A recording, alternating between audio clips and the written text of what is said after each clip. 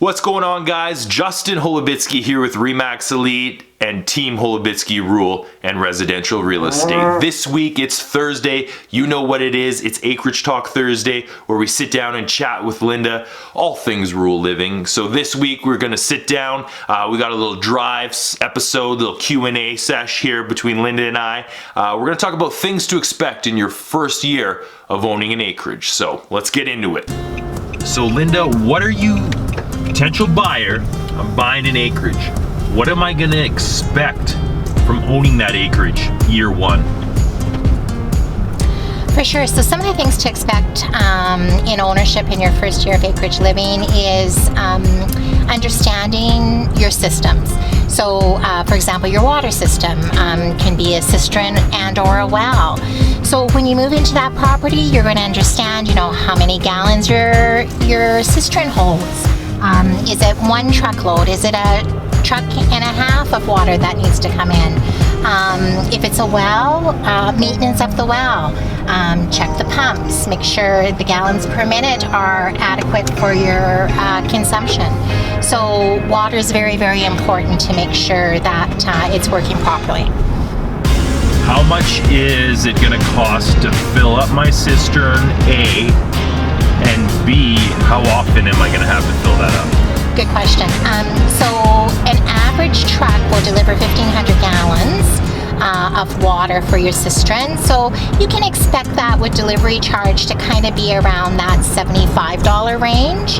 And it all comes down to consumption. So if you're a family of four, it depends if you have little ones or teenagers, you're probably going to go through the water much quicker than, a husband and wife living on the acreage. So you can anticipate with a busy family filling up your cistern probably every 2.5 to 3 weeks, depending on the size of the cistern. So another question that comes up is, what about garbage, waste? What do I do? Do I just dig a giant pit in the back 40 and start piling garbage in there?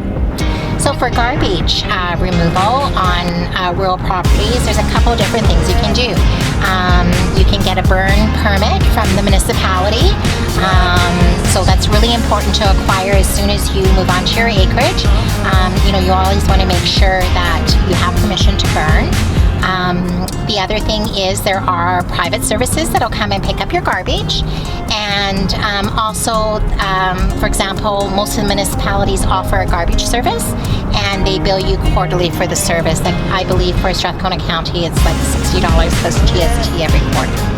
What about, grass and snow removal? I know, on average, people are living anywhere between 2 to 5 acres, right? So, is my little Toro push mower gonna cut it, or am I gonna have to invest in some larger equipment down the road?